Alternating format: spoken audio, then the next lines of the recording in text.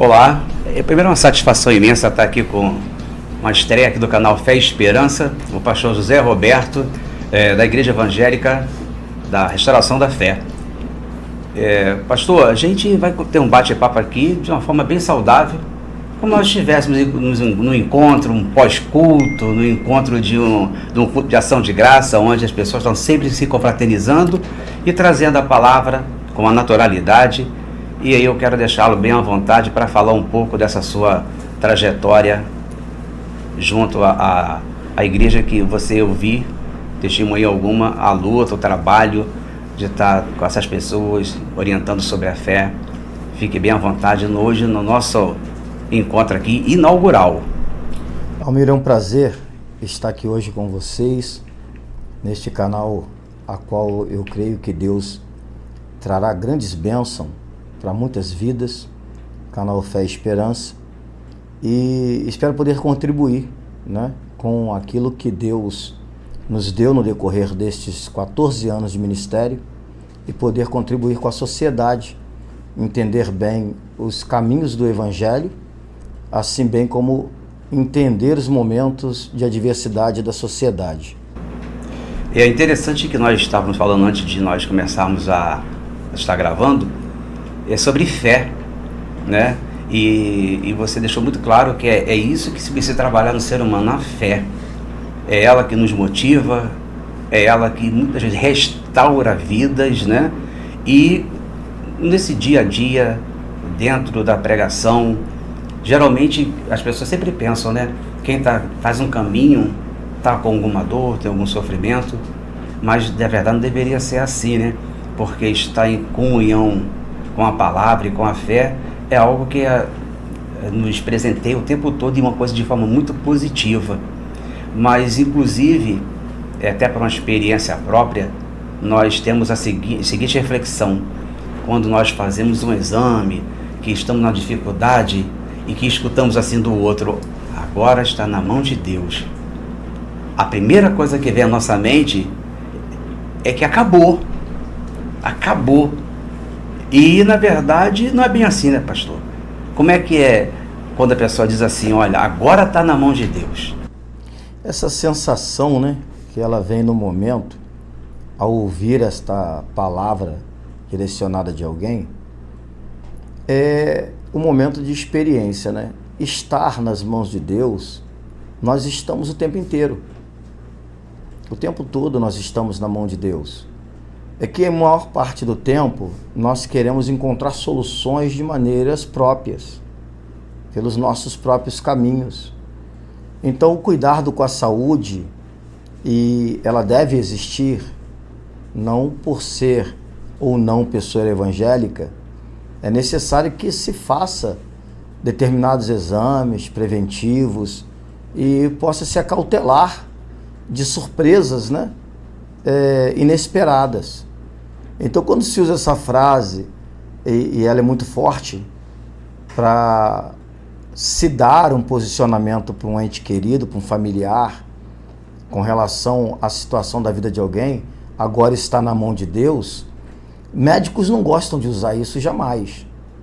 Porque os médicos, eles têm uma grande esperança de encontrar soluções na medicina.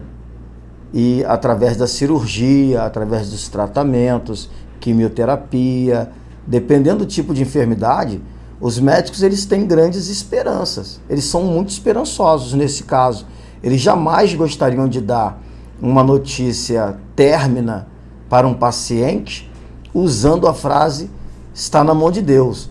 Mas na mão de Deus está o tempo inteiro, Desde o momento que é gerado no ventre até o momento do envelhecimento ao tornar o pó da terra. Tudo vai passar e permanecer estando na mão de Deus. Eu acredito nisso muito porque a palavra hospital é quando o lugar onde se hospeda alguém. Quando o corpo não está bem ou quando a mente não está bem, aí procura-se ajuda de um profissional para poder reconduzir a saúde mental ou a saúde física. Mas eu tenho quase certeza, pastor, que eu já vi relatos de muitos médicos, amigos inclusive, que eles chegam no momento que quando fazem um procedimento, eles, depois que saem do centro cirúrgico, eles lá dentro do eu deles falam, bom, a nossa parte já foi feita. Aí quando vem no dia seguinte, ou no plantão desse mesmo médico, e aí ele pega o prontuário da pessoa, muitas vezes ele acha que vai ver no prontuário que foi finito. Aí ele vê que a pessoa se recuperou da cirurgia, e aí ele fala, caramba, eu fiz o procedimento, mas achei que aquilo ali, eu fiz a minha parte. Eles realmente, eles acreditam muito, muito, muito em algo que realmente rege esse mundo nosso aqui, que está no campo espiritual, mas como o senhor mencionou, nós temos essa sensibilidade de que quando nós estamos aqui no período na Terra, Deus capacitou os homens para suas profissões e nós temos que procurar nos orientarmos, fazer as coisas, a prevenção, né? Muitas vezes a gente negligencia na prevenção, e nós vamos para fazer o ato da correção. Aí quando chega na correção, às vezes o negócio já se estendeu muito, mas é importante muito estar falando isso, ter essa consciência de que tem poderes fora aqui da Terra, porque realmente tem coisas que não se explica, só se vive mesmo, não tem como nem fundamentar. Eu creio que o pastor deve ter algum relato, deve ter presenciado alguma coisa que de repente até foi tocado de uma forma bem assim sobrenatural a respeito dessa situação entre acreditar em Deus, ter a fé e você ver algo se regenerando, uma nova criatura. Fique bem à vontade para falar sobre isso. Eu passei por uma experiência de saúde onde ela marcou muito a minha história. Essa experiência da saúde que eu vivenciei foi através até do uso irregular, do uso indevido de drogas, né? Então, quando eu comecei a me relacionar com as drogas, eu comecei muito moço, aos 15 anos de idade. E quando eu cheguei na idade de 18 para 19 anos, eu já havia contraído uma enfermidade estomacal que, segundo os médicos, poderia ser qualificada como uma úlcera, num estado muito avançado, ou algo pior. Mas como o médico ele é sempre gentil, ele não gosta muito de dar um diagnóstico definido no sentido de abalar os nervos das pessoas, ele disse que eu estava em estado muito ruim. Eu usava cocaína em excesso e comecei a sofrer muitos males. Foi quando eu comecei a me aproximar do Evangelho. E ao me aproximar do Evangelho, essa substância que é a fé, ela começa num estado regenerativo. Você crer e você busca. Você começa buscando, se afastando de coisas que seriam prejudiciais. Tem pessoas que têm situações de saúde e fumam. E elas preferem morrer da enfermidade e não deixar o vício do tabagismo, assim como bem o vício do alcoolismo.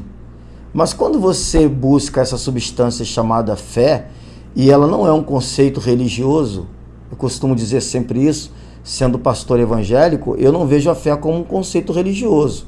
Eu vejo a fé como um dom gratuito de Deus para todos os seres humanos, para que se possa utilizar dessa substância tão poderosa e auxiliar na solução dos problemas, seja ele emocional, seja ele espiritual, seja ele de forma material.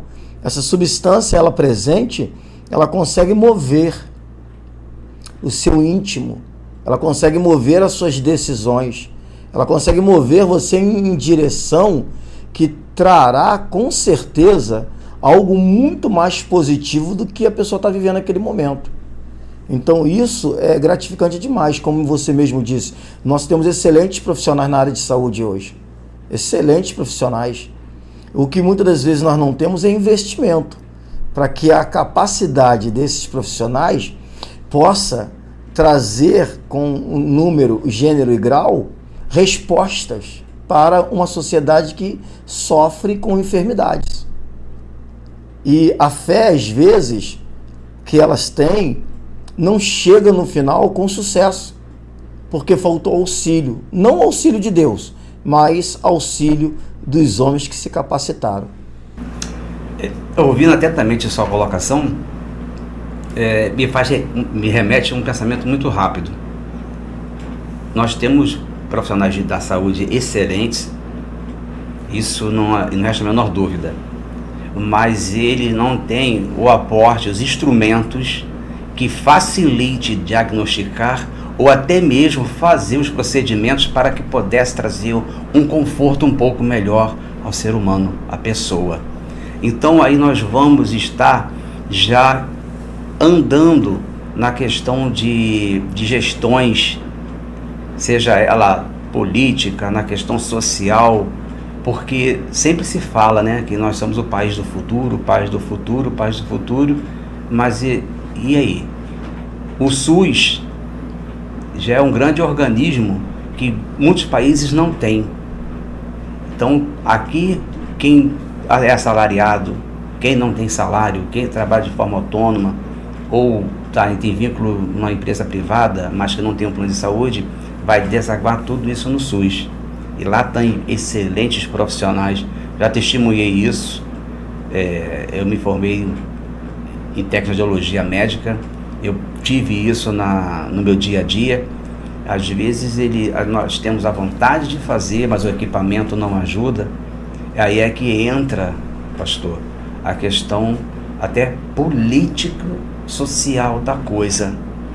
Aí você já começa a ver que tem a vontade de fazer muitas das vezes, mas não tem como fazer.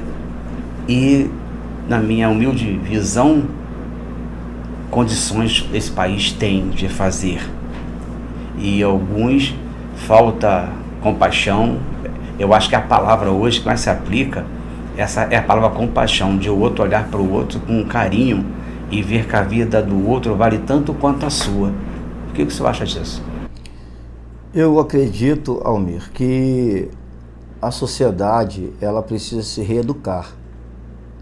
A sociedade ela precisa se reeducar os seus valores. Porque quando a gente fala de fé e a gente fala da palavra de Deus, não há como remover a vida social. E a vida social, ela vai envolver a questão administrativa, a questão política. E quando você olha para a saúde, ou quando você olha para a fome, você olha para a inúmera quantidade de encarcerados. Quando você olha para a inúmera quantidade de encarcerados, você se pergunta, quantos professores estão lá dentro? Quantos cirurgiões podem estar lá dentro? Hoje eu sou acadêmico. Fui analfabeto até os 23 anos de idade, sem nunca ter ido a uma sala de aula. Estive no tráfico de drogas. E o Evangelho do Senhor Jesus Cristo, ele me regenerou. A minha fé no Evangelho de Cristo, ela me regenerou. Ela não só me tirou de uma doença, possivelmente uma úlcera, um avanço para o câncer, mas também emocionalmente, psicologicamente. A minha estrutura administrativa, ela passou a ter uma outra visão. Então, nesta outra visão, eu passei a me interessar pelo conhecimento didático e passei a fazer provas no Estado.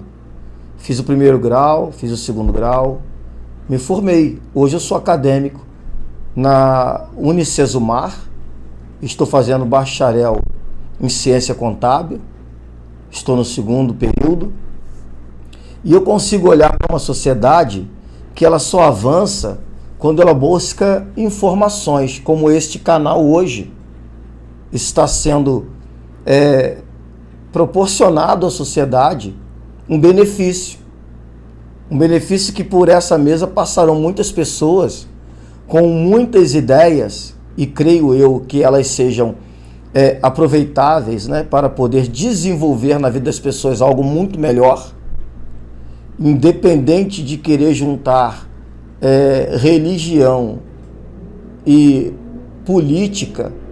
Nós somos seres humanos.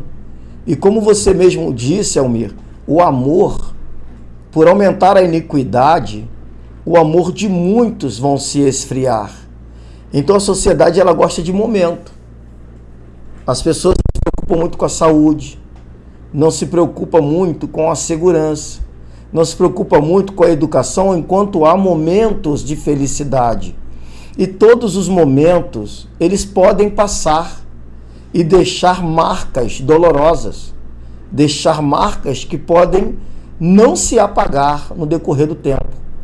Então nós precisamos nos preocupar com outro tipo de comportamento, que é avaliar melhor as nossas decisões antes de avançar um sinal, porque eu estou vendo ele amarelo.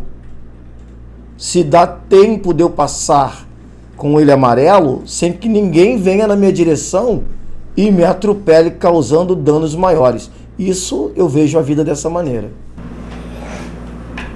Você citou encarceramento. E o encarceramento vai ser até a minha próxima pergunta.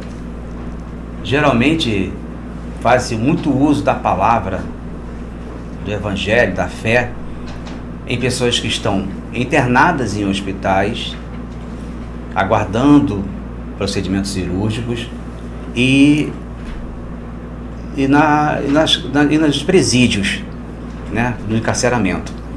Mas antes de responder essa pergunta, eu vou fazer um intervalozinho e aí você responde para a gente a respeito do encarceramento e daquele que está aguardando a cirurgia da palavra da fé. Amém. Você que tem interesse em fazer seu curso superior, chegou a sua oportunidade. Unifil Educação à Distância, 100% online. Aqui você também pode cursar administração, ciências contábeis, ciências policiais, gestão de agronegócios, gestão ambiental, gestão comercial, gestão de projetos para infância e juventude, gestão financeira, gestão pública, formação para homeschooling, ministério pastoral, pedagogia, segunda licenciatura, pedagogia magistério, pedagogia bacharel, teologia, logística, marketing, processos gerenciais, serviços jurídicos e análise e desenvolvimento de sistemas. Estamos também atendendo pelo WhatsApp DDD 21 97 922 0733. Você que deseja concluir seu ensino fundamental ou ensino médio, a hora é agora. Supletivo Unicanto 100% online. Você receberá, após aprovação, o seu certificado digital em até 8 dias. E com 30 dias você receberá o seu certificado físico. E com 180 dias você terá seu nome na publicação do Diário Oficial de Brasília. Com 16 anos de atuação e mais de 20 mil alunos formados em todo o Brasil.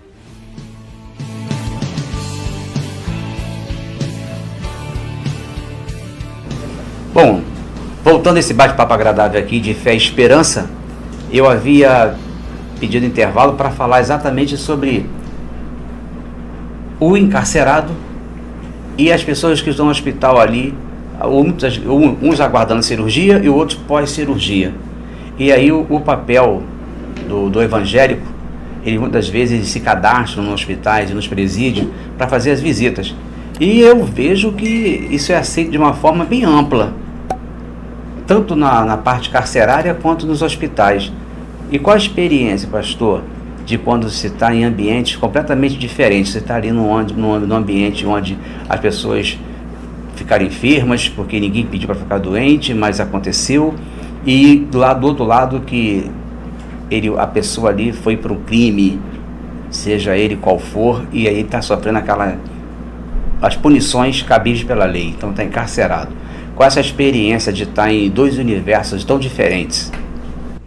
Então, como capelão, me tornei pastor capelão, e ao trabalhar na unidade hospitalar, eu trabalhei durante um bom período na posse, como em outras unidades, fazendo visitas e fazendo assistência religiosa, como diz o artigo 5º da Constituição. É assistido direito pela Constituição que seja prestado esse serviço para ambos os setores. Quando você fala de hospitalizado, você fala do bom senso da compaixão. Quando você fala de hospitalizado, você fala do bom senso da compaixão. Levar essa assistência para desenvolver um otimismo. Porque muitas das vezes o paciente ele está entrando para o caminho do pessimismo, e isso não vai ajudar na recuperação. Então a capelania hospitalar é bem vista, a visitação nos hospitais, elas são bem vistas porque ela vai desenvolver no ser humano uma esperança, e muitas das vezes até em situação quando ela se encontra em abandono familiar, né? Em alguns casos as pessoas estão lá sem visita alguma, e eu incentivo os familiares a visitar, eu incentivo os familiares a se fazer presente, porque isso vai ajudar muito no tratamento, e não levar problemas para o leito, né? Trazer sempre coisas agradáveis para o leito, e nós levamos isso. Levamos através do carisma, através da compreensão. Paramos quando o paciente ele tem condições de falar. Nós paramos e damos atenção ao ouvir o que ele tem para dizer, né? Isso é muito importante e é gratificante. E aplicamos a palavra de Deus independente de religião. Porque quando você entra num hospital, você encontra todos os credos e religiões. Então você não pode gerar um dogma e costume para tratar um paciente. O melhor tratamento é a palavra do Senhor Jesus Cristo. Disse Jesus Cristo: eu sou o caminho, a verdade e a vida.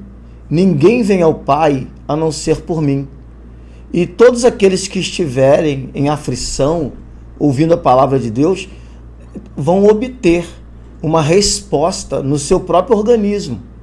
E essa recuperação, ela acontece em grande grau e escala na vida da sociedade. Eu acompanhei muitas vidas sendo recuperadas. Eu acompanho vidas que são recuperadas pelo milagre, pela ciência operada pelas mãos dos médicos, dos profissionais. Torno a dizer para a igreja, para toda a sociedade, a importância e o valor dos profissionais de estarem ali, né? Mas a ciência também, ela tem buscado aceitar essa aproximação da fé, da presença do milagre do Todo-Poderoso, que é o nosso Criador.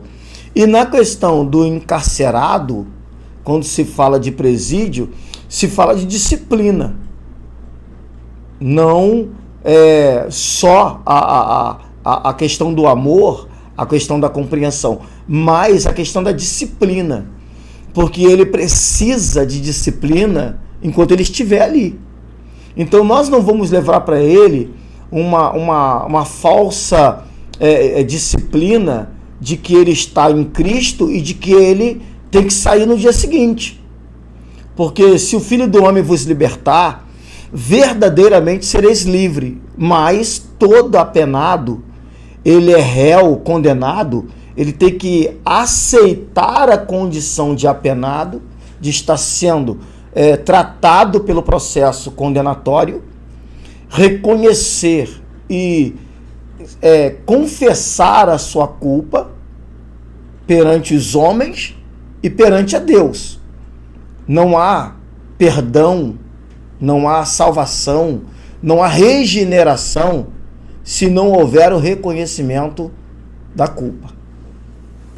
Realmente, isso aí ficou bem ilustrado. São situações opostas e trazendo a palavra e a fé de uma forma diferente, né? E é muito importante se mencionado aí do hospital. Eu torno aqui a fazer um apelo mesmo. Quem tiver com um ente querido ou um amigo que possa estar levando uma mensagem, isso realmente revitaliza.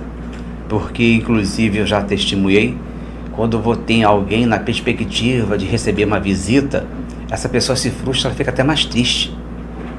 E aí quando ela pensa que já tudo acabou, não tem ninguém por ela, aí vem a visita daquele grupo de evangélicos, traz uma palavra, faz o canto, o hino, independente de religião, traz aquele bálsamo para a alma, realmente, e revigora mesmo.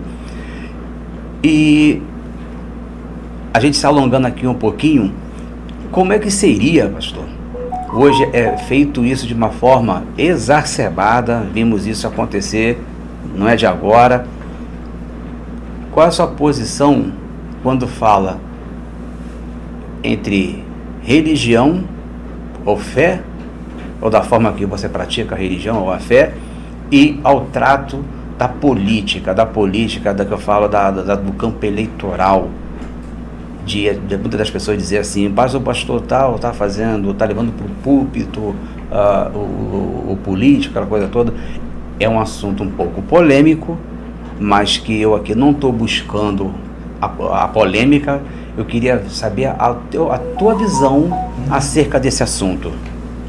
Eu costumo dizer, Almir, duas coisas.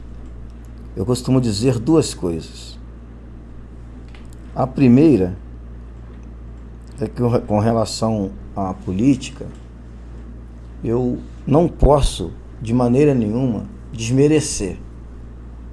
Eu, como pastor evangélico, sou um ser humano. E eu não posso desmerecer a política por razões diversas. Eu preciso de boa escola para os meus filhos. Eu preciso de uma área de saúde que possa recepcionar quando eu chegar prestando socorro, ou eu mesmo estiver precisando. Eu preciso andar e me locomover em determinados lugares, e eu preciso da segurança pública. E para que isso aconteça, eu procuro orientar a Igreja do Senhor com relação à visão partidária. Eu sou um eleitor, e como eleitor, eu não tenho, dentro dessa condição de eleitor, eu não tenho essa situação de ignorar nem a política e nem tampouco os candidatos. Então, dentro do respeito, eu procuro sempre olhar o perfil, aquilo que vai se apresentar para aquele município, para aquela cidade, para aquele estado ou para o país. E quando nós olhamos para isso, eu vi nesses últimos períodos políticos uma indiferença de irmãos querendo matar irmãos por causa de político. Quando, na verdade, nós temos que olhar para um único objetivo, o que traz o resultado positivo para o bem de todos. Então eu tenho uma visão como a Igreja do Senhor de separar. Eu separo a minha posição política da minha posição pastoral. Eu não vou levar a igreja para dentro do Senado, para dentro da Câmara, para dentro de repartições políticas, sem que haja uma liberdade para isso. Como eu também não vou trazer para dentro da igreja, para o santuário da igreja, pessoas para que não haja um conflito. Então, o santuário da igreja, para estar no santuário da igreja, é preciso ter uma formação, né? Para subir no santuário da igreja, alguns chamam de púlpito, só que não é. O púlpito é aquele instrumento que está lá onde se põe a Bíblia. No espaço que nós estamos, também é chamado de palco, também não é palco, é santuário, colocado como lugar santo da igreja, onde vão ficar os ministros que devem estar em santidade. E somente os ministros em santidade sobem no santuário. Então eu não posso pegar um pretenso a vereador, a deputado, candidato a presidente da República e colocar no santuário. A Bíblia diz que eu devo dar honra a todo aquele que tem honra. Mas uma coisa é eu honrar um candidato, outra coisa é eu dar para ele um espaço que não pertence a ele. A igreja não tem parte com as coisas deste mundo. No livro de Epístola de João, capítulo de número 2 e o versículo de número 15, a palavra diz assim: não ameis o mundo, nem as coisas que no mundo há, porque aquele que amar o mundo, o amor do Pai não está nele. Então eu não posso viver para agradar ao ser humano e desagradar ao meu Criador. Eu preciso agradar o ser humano e gerar satisfação para o meu Criador naquilo que eu estou fazendo dentro da sua permissão. E quando você estuda a palavra de Deus e você desenvolve a fé e você analisa toda uma sociedade, você sabe aquilo que é certo e aquilo que não é certo. Muitos estão dizendo: é certo o cristão na política? É certo o cristão em qualquer lugar. O problema é como ele vai reagir estando em determinados lugares quando ele não tem estrutura para fazer parte daquele ambiente. Muito bom. E eu gostaria que o pastor desse uma continuidade numa frase que eu vou dizer aqui. Há quem diga que quando os bons governam, o povo se alegra. E quando os maus governam, o povo sofre. Qual é o entendimento disso aí? O próprio Senhor diz, né? Feliz a nação cujo Deus é o Senhor. Então, quando o justo governa, e para mim o justo é aquele que analisa a fome, aquele na íntegra, aquele que analisa a pobreza, aquele que analisa e gera recurso, aquele que gera soluções verdadeiras, aquele que pode produzir o bem, né? Como a palavra diz, quem sabe fazer o bem e não faz, ele peca. Isso é dependente de credo ou religião. Quem sabe fazer o bem e não faz, ele peca. Então, quando o justo ele tem uma visão da sua própria família e ele não quer que seus filhos vivam alguma coisa negativa, ele vai sentar à mesa e desenvolver projeto para as outras demais famílias, para que elas tenham quase o mesmo benefício que a dele tem. É difícil uma filha de uma doméstica ter o mesmo benefício que a filha de um deputado federal, um deputado estadual. É muito difícil alguém que tem um filho de um pedreiro ter o mesmo benefício do filho de um senador, de um juiz, de um desembargador. Mas quando se fala em direito de igualdade, igualdade social, o nosso Deus Todo-Poderoso, e ele olha para todas as nações, e ele olha para todos os seres humanos. Então ele vai analisar com cautela até aonde eu vou chegar. E eu posso afirmar, ninguém vai passar do ponto final.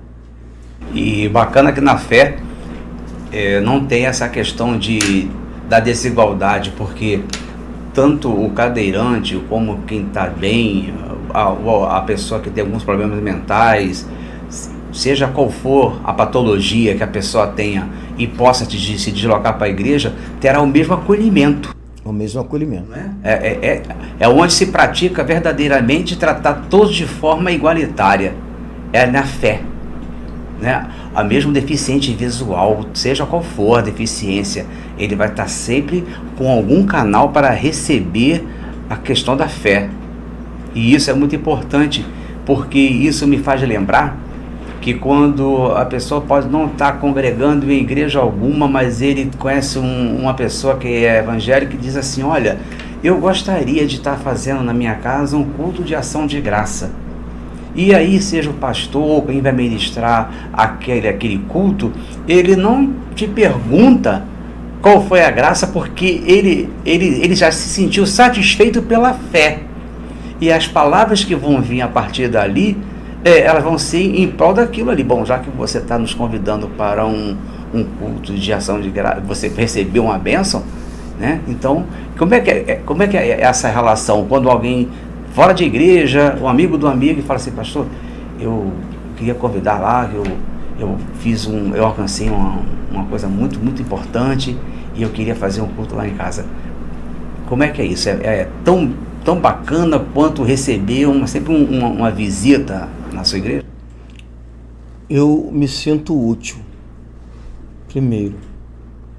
Eu me sinto útil e me sinto reconhecido por alguém como um representante de Deus. Isso me honra muito, quando eu me sinto reconhecido por alguém.